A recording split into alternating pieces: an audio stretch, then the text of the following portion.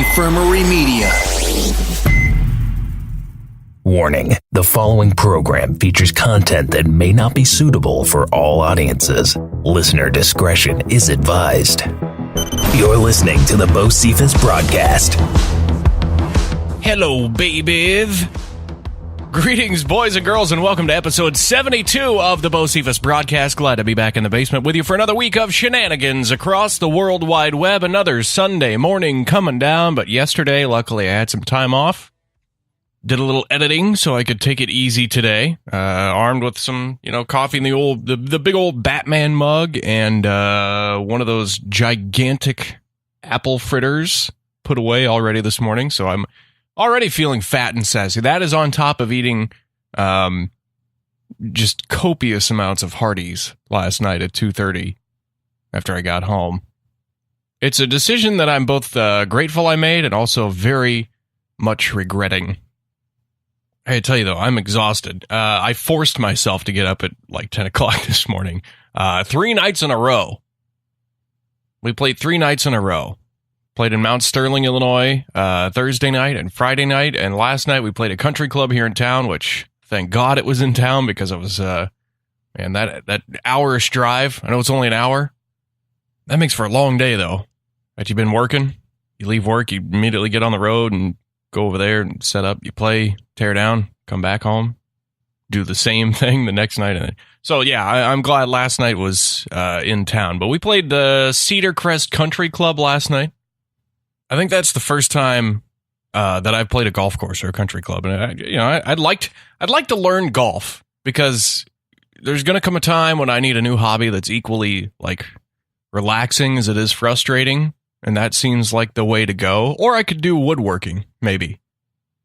I like the idea that I could potentially lose a limb at any time as well with a hobby. So I don't know. I'm split. I'm 50-50 on woodworking or golfing as an upcoming new hobby to take on.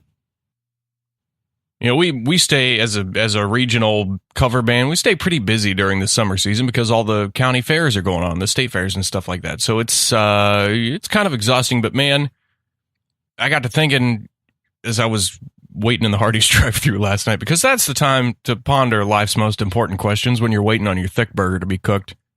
But I got to thinking, I got such respect for people who do this professionally, night in and night out, professional musicians. I had dreams of being a full-time musician when I was a teenager, and we were playing bars and thought we were pretty hot shit.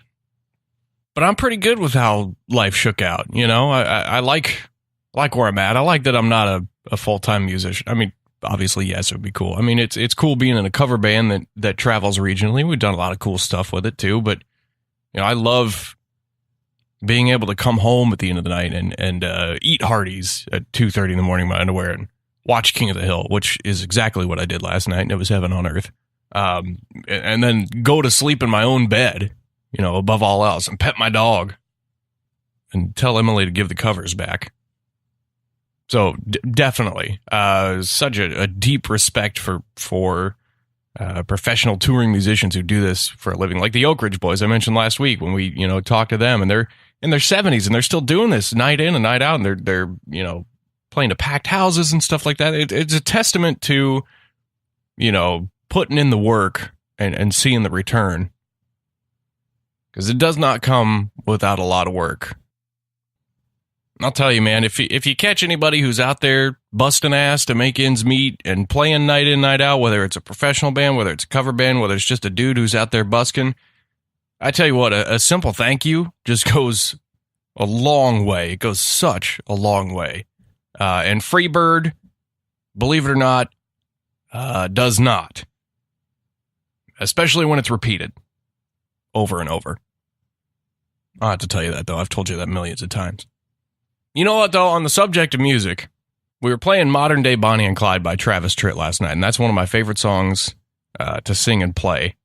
But I started laughing in the middle of it because I got to thinking, and Emily said this phrase a couple of years ago around Christmas time, but I got to thinking how funny this would be, like this would look on a hideous sweater. Maybe I could get my buddy Casey Carr to make this like a perler bead masterpiece, but just like a photo of Tell Me I Was Dreamin' era Travis Tritt with the phrase Merry Trittmas on it. Like, I want nothing more than to make that happen. I'd love nothing more than for Travis Tritt himself to latch onto it, and then we become, like, super good friends. And we just call each other on the weekends like, hey, Travis Tritt, what's happening? What are you doing, man? Anyway, but that all comes back around to playing at a country club last night, because the minute I pulled up to this golf course yesterday and started unloading my stuff, I started singing that Travis Tritt country club song. But I changed the lyrics to, I'm not a member of the country club. Country music keeps my bills paid up. Travel a saber with the body beat up. I'm truly better at mini putt. I don't know, like the legalities. I don't know if I'm legally able to do it, but maybe that's the next Beau Cephas broadcast T-shirt that you'll be able to get on Amazon. The Merry Trittmas non-denominational holiday T-shirt. Naturally, in a wide variety of colors and sizes and styles and all that stuff. I don't know. Keep an eye out for that, though. I'm interested, and maybe you are too. So maybe we can make this happen. But on the subject of music, this is going to be a very music-heavy episode, by the way, as many of these are. But it's been almost a month since this interview actually took place. This whole experience took place down in St. Louis. I became a fan of a guy named Brent Cobb probably a few months back. I reached out to Brent's management to see if I could set up a phone interview with him. And Brent, like so many folks that I mentioned, he makes his living on the road. And sometimes it's kind of hard to pin these folks down because of that. But that's, to be completely expected. These people are busy. Everybody's busy, and it's fine. It'll happen when it happens, or it won't happen at all. And it's part of life. You get over it. So we were trying to pin down a time to do a phone interview, and it was going to happen, I think, or it would have happened. It was just a matter of finding a correct time for both parties to do it.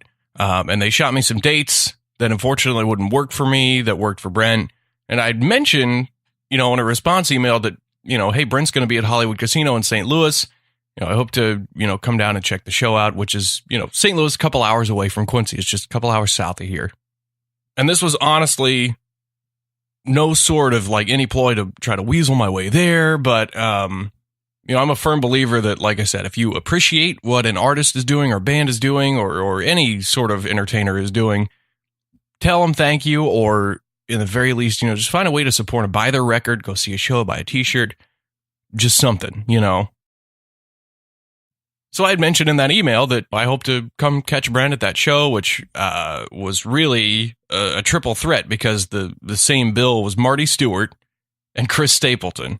And I'm a big fan of both of those guys, too. So the fact that the three of them were together was like a moment of the stars aligning, music-wise, for me. So I really wanted to go see that show. So I mentioned it, I said, I hope to come catch the show, and we'll, try to find some more dates to do this phone interview.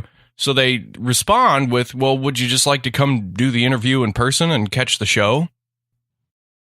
Now, if I hadn't had 2 cups of coffee already that morning, I would have shit my pants when I read that email. But you have no idea how much I lit up when I got that email. That you have any idea how unreal that is for me? Like, I know you can't like be in my body and feel my emotions and stuff, but I was floored. Like, I'm still floored to think about that now. But here's the thing. I spent about a decade doing radio stuff for a living, and there are great perks to that job. I got the opportunity to interview some cool folks, some of my heroes, really. Chris Jericho will always stand out, and, I know you say, well, he's just a professional wrestler. Well, yeah, but suck it. He's part of my childhood. Adam Devine from Workaholics, like, those were huge highlights of my career in radio. But for me to have started this Podunk podcast in my basement almost 2 years ago, and then get the opportunity to go backstage at a show, sit down, and interview somebody who I really admire and appreciate, that's a freaking accolade that I never saw coming with this whole pet project thing. So it's just wild. It's just totally wild. So anyway, we made it happen. We the date just so happened to be perfect for Emily and for me, so we took off work early, Made our way down to St. Louis. We got these cool special like badges, passes, lanyard things. They got Stapleton's face on them. They say like, I think they said like support staff or something like that. And then, my name on there. So that was super cool. So I felt like king shit at Turd Mountain walking around the Verizon Wireless Amphitheater or Hollywood Casino Amphitheater, whatever it's called now. The amphitheater in St. Louis. So, we got the passes. We got these great seats down near the stage. We got the whole meal deal, man. And it's really funny how small the world is because we got sat down and we were kind of just taking in the scenery around us because this is my first time at the amphitheater down there. So we stood up to let this gal through to get to her husband on the other side of us. And I can't remember exactly how we got to talking or what in particular we were talking about, but we got on the subject of Travis Meadows, who is a great songwriter out of Nashville with a great story, by the way, if you want to do some research today. So Travis Meadows has written a lot of great songs for just a wide swath of some of the biggest names like Eric Church, Kenny Chesney, Jake Owen, Blackberry Smoke, and a lot more. Well, so I mentioned to her, because we got on the subject of Travis Meadows, I mentioned to her that my buddy Bobby Spencer here in Quincy is a big Travis Meadows fan. And I think that they even have each other's phone numbers. I don't know about that. But it turns out this gal did. She had Bobby's phone number. So I introduced myself. I said, my name is Beau Beecraft. And she said, my name is Cheryl. I run a website and a blog called The Duchess of Rock and Roll. And she's kind of doing what I'm doing, but she uses video. And I don't like having my ugly mug on any more videos than necessary. So tip of the cap to her. But she knows and is a big fan of Travis Meadows, too. And as a result, she knows old Bobby Spencer from Little Quincy, Illinois, who lives next to my guitar player, Eric McKay. So again, I have found myself in a Kevin Bacon degree separation situation. And I know St. Louis isn't that far from home, but it's just the wildest damn thing to happen. So Cheryl, if you happen to be listening to this, it was a real pleasure to meet you and your husband and talk music with you. And I hope we can do it again soon. And also, your cookies are the shit. And we'll bring you some pumpkin cinnamon muffins whenever we can get together next. That also seems to be my bargaining chip, like my end of the deal for certain things. Like I have promised our realtor that when she finds us the proper home in which to lay down our roots, that we will give her some pumpkin cinnamon muffins, because Emily makes them. So I really have no dog in the fight other than just the business end of promising said baked goods. But my God, they're so good. So that's my bargaining chip for a lot of stuff is pumpkin cinnamon muffins. And I'm not ashamed about it. But I kind of got some comfort from Cheryl, because we started talking about her blog and my podcast. And I said, I'm really kind of nervous because this is my first in-person interview. And she, kind of set my troubles at ease. She said, what an absolute sweetheart of a guy that Brent is. And she was right, man. And I know it's probably not the most masculine thing to call another man a sweetheart, but there's really no other way to describe this guy, folks. And maybe I could go the Neil Young route. Maybe I could just say he's got a heart of gold, whichever you prefer. Let's let this be one of those choose your own adventure segments. Do you call him a sweetheart? Do you call him a heart of gold? How does it affect the outcome? Anyway, this interview, despite how nervous I was like sitting down with a buddy from my childhood and just, shooting the breeze. It was just, once we got rolling, it felt effortless. Like nerves were got away. It was just going, and it felt really good, and it was cool. And, I was kind of disappointed to hear over the weekend that Jerry Reed, who is another musical hero of mine, and of course, as Cletus Snow too, but somebody had opened up for Jerry back in the day. And we were kind of talking about it. I don't remember how we got on the subject, but he said, we opened up for him and we were excited about it, but they said he wasn't too pleasant of a person.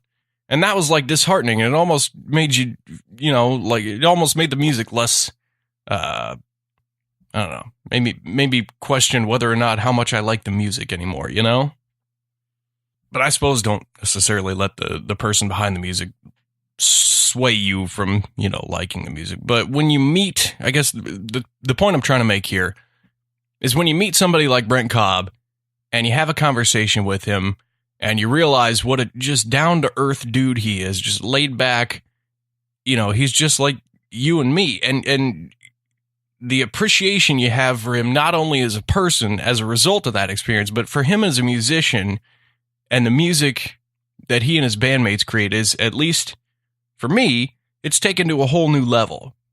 There's a whole new connection to it. There's a point in this interview in which Brent says that one of his favorite books is The Adventures of Tom Sawyer. And he said, that it made him want to visit Hannibal, and he hasn't been yet.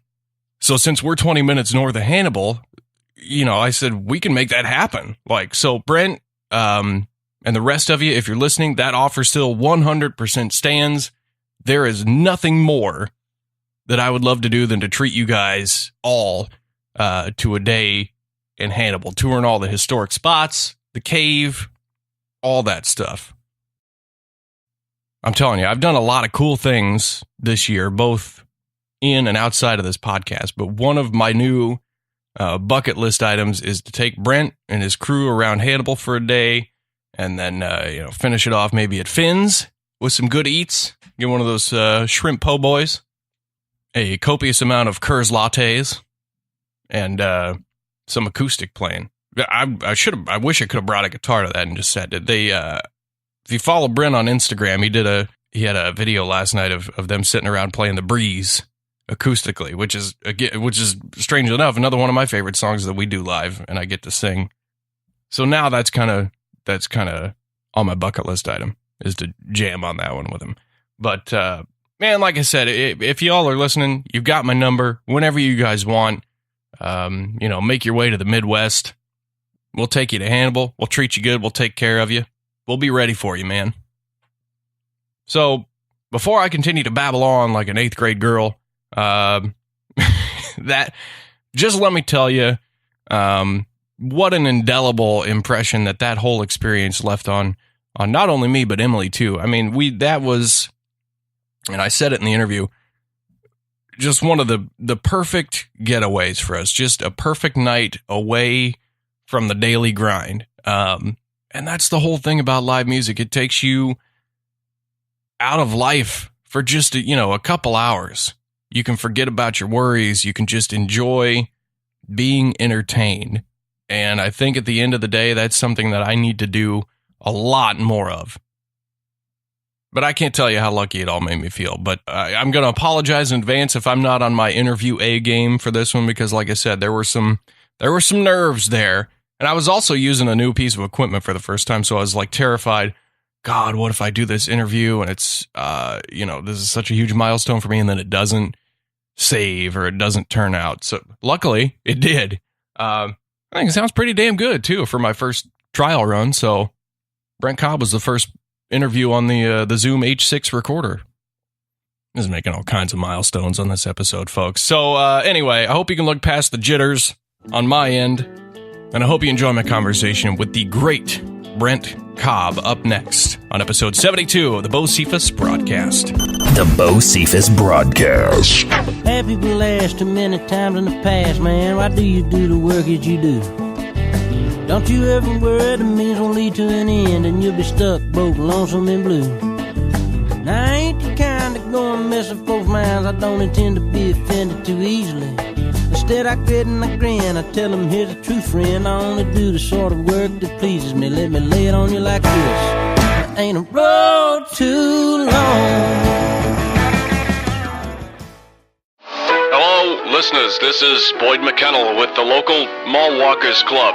It has been a while, but we are back. With the closing of Sears and Bergner's, the Mall Walking Club is pleased to announce an upcoming partnership with the local Parkour Club to bring you Senior Parkour Club happening every Thursday evening in the former Sears and Bergner's locations. This gentle approach to the popular parkour fad promises to keep seniors feeling active. For more information, join us in the community room this Wednesday night. There will be light refreshments. What the f*** is parkour? We now return to the Beau Cephas Broadcast. My guest today is a Grammy-nominated singer, songwriter, and musician who finds himself caught in St. Louis tonight, having just opened for Chris Stapleton. His latest record, Providence Canyon, released in May of this year. Privileged to welcome Brent Cobb. This is surreal to me. Thank you for having me back here, man. Oh, this is awesome. Dude, thank you for even caring, man. I do care. Thanks for listening and I caring. care a lot, yeah. I'm just going to be crass here, but you guys were shit hot tonight, dude. You mean that? I mean that. That was, you guys were dialed in. We were talking about it, me and you, as we were walking back here to do this interview, that, you know, we're trying to, like, dial in our show, because we just did a whole half a year of our tour of, you know, 90-minute shows, and, like, now we're only doing 30 minutes. And so it's kind of hard. It was kind of hard to make this set list, because I want to do, like, some of the stuff off Shine On, but then we got this new record, so I don't know what. We're still like the young dude, you know, the young band on the, you know, so we're trying to prove ourselves, but I also want to I want to play some of the old stuff too. Well, yeah, so when you do the 90-minute sets, have you typically been doing all of Providence Canyon? Have you done, you know, mix of that and Shine On? We pretty much do both whole albums during the 90-minute shows, because last year, I'll tell you, this is how it happened. I confirmed a show for New Year's Eve, the top of this year, and all year long last year we were doing only 30-minute sets, quite the opposite of what we've done this year. Mm-hmm. And we rehearsed one evening for a 90-minute set, and we didn't even rehearse our show. We rehearsed because we co-headlined with the Steelwoods, good buddies of ours. Mm-hmm. And in Macon at the Cox Capitol Theater. And so they came down, and we rehearsed at the Kinchifuni Wildlife Club for 2 days, so 2 evenings in a row, and down in Preston, Georgia, or Richland, Georgia, whatever you want to call it. And we only rehearsed the portion of the show that involved both bands, the encore. Mm-hmm. We didn't even rehearse our 90 minutes show. So you just kind of wing it. Totally. And it was, needless to say, it didn't work out quite the way I hoped it might have. And, but yeah, so now we're doing the exact opposite. We finally developed the 90-minute set, and now we're trying to bring it down to a 30-minute set. So you think you're, closing in on it? According to you, we're killing it. I do want to ask, though, the first time that I heard really your music was Outlaw Country, and they played If I Don't See Ya, and I thought, man, this is like a Deep Skinner cut or something like that. So the whole Providence Canyon record has some of that kind of Muscle Shoals feel. Was that an inspiration for you, or is that an inspiration for you? I'm more inspired by the singer-songwriters, so, you know, my 3 favorite songwriters of all time are Willie Nelson, Roger Miller, Ronnie Van Zant. And I always, on Shine On Rainy Day, and even before that, you know, I always try to write what I would write, but also inspired by, like, what might Ronnie write had he gone on and lived and did some solo records. Like, what songs would Ronnie have written? Not for Skinner, but for Ronnie, you know? Yeah. And so there's always in the back of my mind a little bit, especially when we went in on this record, and we wanted to do something a little more upbeat and a little more rocking, and kind of lent itself to that style. You talk about writing, and when I listen to you, it's very, there's a narrative sense. You know, songs about living in a small town, coming up in a small town. It reminds me of, you know, every Saturday morning my dad and I would go to the coffee shop in my little town, which is Memphis, not big Memphis, but Memphis, Missouri.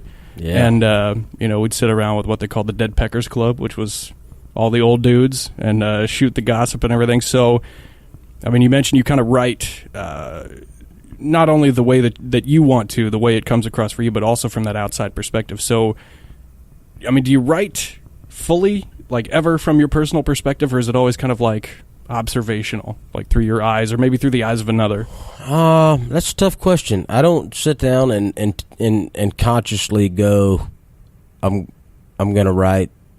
I don't know. I try to just kind of write what's in the air, and I suppose that always is going to be through my personal perception of whatever I'm viewing. And I've always, my daddy is a big storyteller. He loves telling. I love hearing his old stories. All my life, I'd get him to tell the same damn stories over and over again, and because he tells them so good, especially if he has a couple Coors, you know. Tapping the Rockies. Yeah, man. So I'd always get him to tell these old stories, and he's a great storyteller. So I've always appreciated and been fond of writing songs that way, to where they're sort of like you're saying, like a narrative. You know, this is what I enjoy. You know, I enjoy. My first favorite book was The Adventures of Tom Sawyer, and I loved. You know, I wasn't from Missouri, but it made me want to go to Missouri and, you know, see the mighty Mississippi. Yeah. And, you know, and I just love that kind of stuff. I like hearing Willie Nelson sing about Texas, you know, or some story in Texas. And I want to make sure that is one thing that I do consciously, is try to tell my story, my part of the story about where I'm from or whatever I'm talking about, in a way that it would entice someone to want to experience it. Sure. We are legitimately 20 minutes north of Hannibal. So if you ever want to come down, you want to come down and check out all the the Mark Twain stuff, be our guest. That's where I was in my last band that I had. I did an EP in 2012, and we were somewhere. They moved Mark Twain's old log cabin where he wrote all that stuff to somewhere in the north, like somewhere like Maine or something, somewhere you wouldn't expect it to be. And we did a tour of the old cabin. Oh yeah, and so cool, man. I'd love to come down to Hannibal. I've never been. I've always wanted to go. Here's your ticket, man. You be our guest. You mentioned your dad. I didn't know this, but your dad wrote Country Bound. Mm-hmm. And you performed at the Ryman that song with your dad. What was that like? Oh man, it was. If for no other reason that I would give 12 years of my life to this business, that would be the reason. Yeah. It was amazing, man. He's been listening. He still listens to the Grand Ole Opry every Sunday, every Friday, Saturday, and Sunday. He's got XM now, and he listens to it live. And it's been a dream. I remember the first trip we ever made to Nashville. I was 16 years old, and we're walking behind Tootsie's and, you know, and the alley back there, and looking at the old entrance where the guys would leave Tootsie's from drinking and then stumble into the Ryman and play their Opry set. And, you know, me and Daddy, we were back there dreaming about, man, how cool would that be? And so, yeah, the first opportunity I had to play, of course I had to have him. That's wild. Perform with me. Was he, who was more nervous for that? We were so nervous, but more excited. So yeah. The excitement sort of took the place of the nervousness. Good jitters. Oh yeah. Another guy that had a pretty big impact on you from everything I've read and heard is Wayne Mills. You talked about him on stage. You know, I'm sure you probably told this story till you're blue in the face, but tell me about King of Alabama and Wayne's influence to you and that whole story, how that song came about. Telling this story never gets old. It's Wayne Mills is who I consider to be the king of Alabama. I know there's plenty of people worthy of that crown. I'm sure if I sat down with like Hank Williams Jr. right now, he'd be like, my daddy is the only king of Alabama. And maybe he's right. But in my era of life, you know, Wayne was this guy that everybody loved. He took so many people under his wing, including myself. For those who don't know who Wayne was, and people, Jamie Johnson used to open shows for Wayne Mills. Wayne Mills took Jamie out on his first tours and stuff, you know. Blake Shelton used to open shows for Wayne Mills, and he was a honky-tonk hero, man. He traveled. He played for the Tide. He played for Alabama football, and don't get much more Alabama than that, you know. And then he was shot and killed the night of the George Jones tribute show, which is also just crazy, by a friend or someone who he thought was his friend. He left behind a 7-year-old son and a wife, and yeah, he was just a big part. I wouldn't know a quarter of the people I know in this business now had it not been for Wayne. He just kind of, he's just that dude, you know. Yeah. He did this thing called Alabama Line that me and Drake White and Adam Hood and Leith Lofton and a bunch of us, John Party, we'd all he'd have us all. We were just freshly in Nashville, and he invited us all out, and we'd every Tuesday night for a year we'd do in the round style songwriter sessions at Alabama Line because of Wayne Mills. And after he passed, I was thinking about his son, and couldn't imagine being 7 years old. His son was 7 when all that happened, and it hit me so hard. My wife was pregnant at the time with our daughter, and it was like right there at Thanksgiving, and just couldn't imagine losing my daddy at 7 years old. No kidding. Especially in that way. And I started writing. I strummed that chord and wrote that first verse and chorus, and it felt like Wayne was there. It felt I just wanted to write a song in a way that he would have been proud, and if I'd play it at Alabama Line, he'd be like, "Hell yeah, rock on!"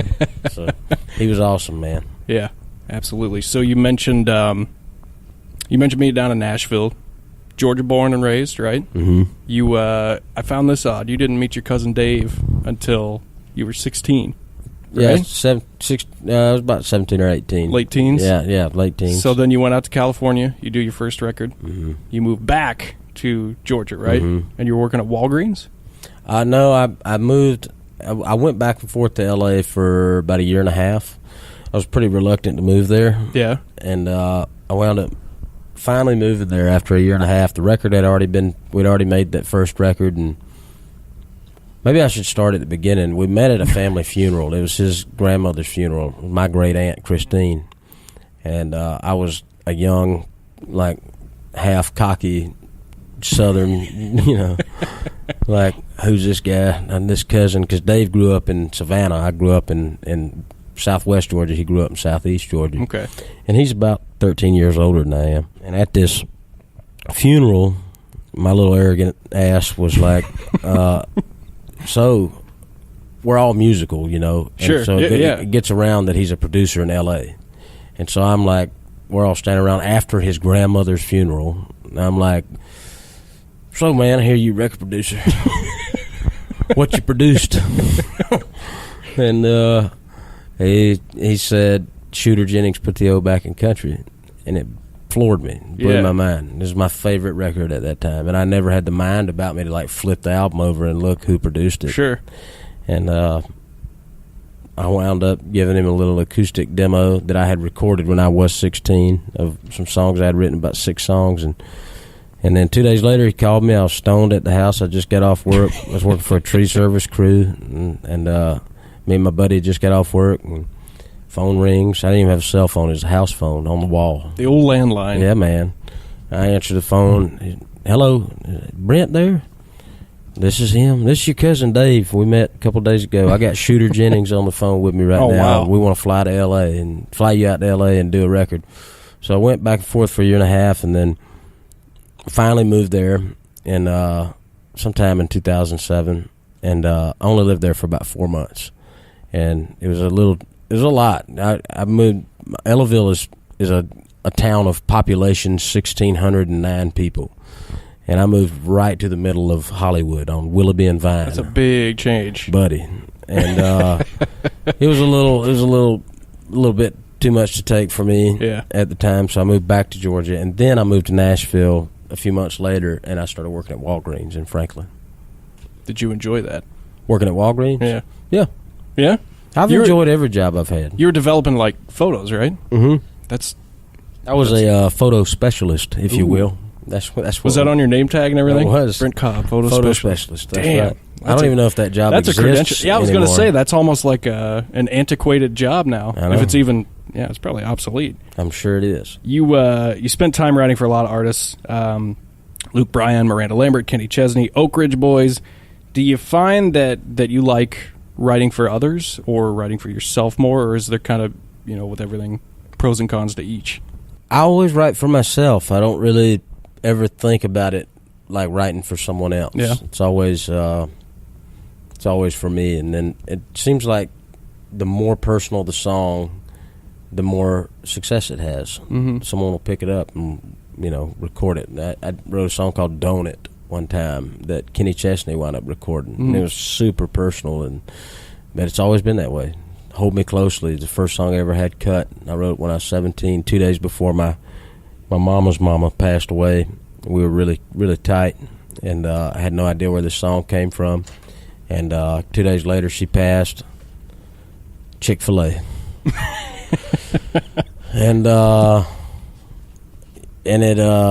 my tour manager just brought in a bunch of Chick-fil-A for anybody listening, and which is awesome. Game changer. And I had no idea where that song came from, but it was. But then when she died, it was like, wow, that's where that song came from. I had this dream during her wake, or where you have everybody come over, and we were cooking at the house. I had laid down for a nap, and I had a dream that I woke up and was still at the house, just like we were in real life. And I walked through the kitchen of my folks, and everybody had shown up for the wake. And my Nana was what I called her. She was sitting on this stool. And I wasn't surprised that she was alive. I was just surprised she was sitting on a stool because she had a bad back in real life. And I was like, she's reading this big book. And I was like, Nana, what are you reading? And she leaned it down, and she said, a song book. And when she said that, I woke up, and everybody was there just like I had dreamed. And then I took that as like, there are these songs that are written already, and if I'm living my life right, maybe every now and then one gets thrown down to me. And that turned out to be the first song I ever had recorded by the Oak Ridge Boys in 2008. So it was pretty wild. You know? No kidding. Have you found one that you've written that is hard to let go? Like you don't want you don't want somebody else to get hold of it? I'm not stingy. I ain't stingy. No. I think anybody should record anything they want to record. I love back in the day, there's like, 6 versions of Sunday Morning Coming Down. Oh, yeah. And I like that. I like when there's a bunch of different versions of the same song. This year you got a Grammy nomination for Best Americana Album for Shine On Ready Day. Did you ever imagine you'd get to that point? Grammy nomination, that kind of accolade? No. I hope I keep on working. Yeah? I'll tell you what's crazy is right now, about 2 years ago, I was having these weird episodes where it felt like I was going to maybe pass out. Yeah? This is going to sound super weird right now. Lay it on me, man. But it would be a deep feeling of sensation of deja vu. Yeah. And this is one of those moments. I would tell my wife about it. I bet she would remember. It's weird that he's here. This is my little cousin, Will, over here. And I have dreamed this moment right here. Really? It's crazy. Well, I've dreamt of it, too. Now it's just reality. It's so this is strange, man. So talking about being nominated for a Grammy and stuff, I never dreamed that. Yeah. I never even hoped that would happen, but sometimes I feel like it's the only thing I'm here for, So are you hoping that Providence Canyon does that kind of same thing? I hope it does. Yeah. I don't know. I think you will. I'm gonna mark it right here and say you will. I'm counting on you. Now, of course, you're on the road with Chris Stapleton. Marty Stewart's playing right now. This weekend you're playing festivals. I mean, things are going so well for you. What's next on the horizon? I know you just got Providence Canyon out in May. I mean, have you thought ahead to what's next? Well, this year we did a lot of headline stuff. Touring wise, we're just going to do more touring. We may try to get back in the studio next year, do another record. Really, I just want, I just hope that this record will continue to catch on like Shine On did. It kind of set a decent foundation, and I hope that Providence Canyon will also, I just hope it'll take it that next step further. Absolutely. I don't know what that next step is, but, I'm excited to watch it happen no matter what. Well, we were, top of the year, we were selling out a couple hundred cap rooms all over the country, and I never thought it'd get bigger than that. I mean, I don't want to be satisfied or anything, but I also, I'm pretty happy with where it's at. I hope it'll continue to grow, though. Well, I do want to ask you, because Emily's sitting here. She's the only girl in the room, and she was curious about your hair. You guys all have great hair. You have great facial hair. Huh. How the hell do you keep it so beautiful on the road? That's got to be difficult. Okay, sweat. We're gonna get a checklist going here. No product. Get your product list out here. We don't shower every day. Sometimes We don't use dry shampoo either. Oh, man. It's a hotel shampoo and every other day. All right, so those are what are your let's say you got a night off. You got a night out, you guys are going to go out on the town. What is getting spiffed up for you guys? We like to go, you said on the town. Mm-hmm. I don't know, man. It's always cool to find a little dive where there's not many folks hanging out, and we can kind of belly up to the bar, sit down in some stools, maybe a pool table and a nice jukebox. Pretty standard stuff. You need to come to Quincy. Down. We got a bar on every corner and a church across the street. Come on, buddy. Well, there's not enough time. I know you got to hit the stage here again in a few minutes, but I want to thank Tyler. I want to thank the band. I want to thank you so much, A, for the music, B, for this opportunity. This is dream come true for me. This is brother, thank you, milestone moment. If folks want to find you online and follow along, where do they find you? You can go to BrentCobbMusic.com, and you can also go to Facebook.com/BrentCobbMusic. You can follow me on Twitter at Twitter/Brent_Cobb. We'll find it. We'll figure it out. I don't know. Just Google me, man. It's 2018. Go. I don't know. That's the way to do it. All right, Brent Cobb, thank you again so much, and thanks to the team. Thanks to the guys. Incredible show. This is a much-needed getaway for the both of us, awesome. And this is, like I said, a milestone for me. So thank you so much, and damn, come to Hannibal, man. We'll show you around. We'll do some mini golfing, take you get some catfish, stuff like that. Yes. Thank y'all for giving a shit, man. I really appreciate it. You're listening to the Beau Cephas broadcast. I think I'm going country bound to the down-home roots of a little backwoods town where the people all say hi, the stars fill the sky. I think I'm going country, I'm going country bound.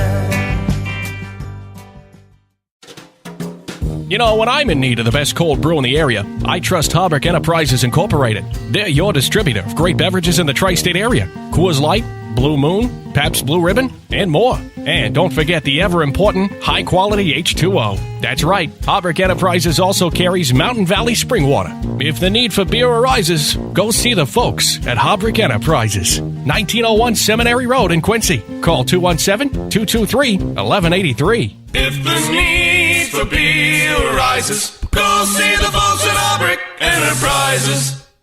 The Beau Cephas broadcast.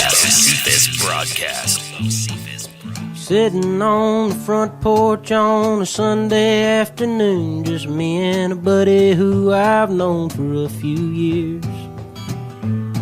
We figure since the weather's nice, we might as well soak up the sights of Nashville with no suits and ties around. Conversation covers everything and in between, from Grandpa's health to marrying good girls. Oh, we ain't up to nothing, just solving all the problems of the world. All right, ladies and gentlemen, I believe that is going to wrap things up for episode 72 of the Beau Cephas broadcast. Once again, my endless thank you to Brent Cobb and his team. Check out the record Providence Canyon, available now wherever you get your music. Go see him live if you can. I am looking forward to a Brent Cobb and them headlining set. I need that 90 minutes, man. 30 minutes is great. It's satisfying, but I need that 90 minutes. It's like a nap, 30 minutes is great, but if you can get 90 in, even better. You take on the world. Follow the Beau Cephas broadcast on social media. We're at facebook.com/Beau Cephas broadcast. Head there, give us a like. You can also follow me on Twitter and Instagram at Beau Bcraft. If you've got questions, comments, concerns, hate mail, anything of that nature, we take all that over at BeauCephasBroadcast@gmail.com. Shoot us a line.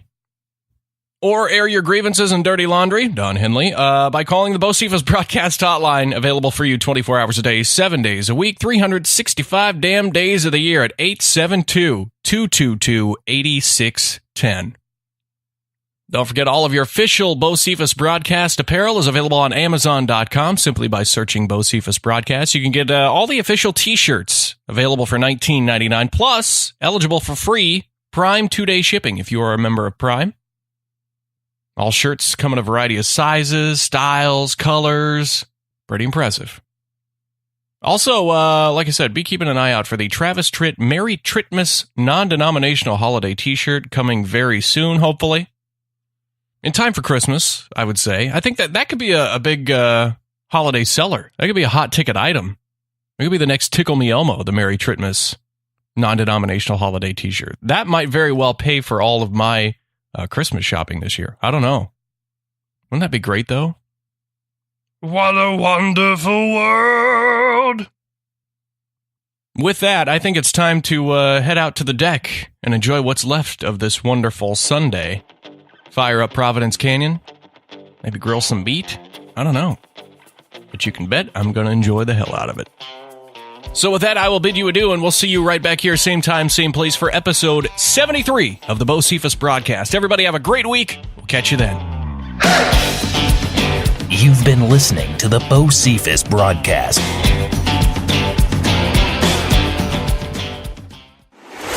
Infirmary Media.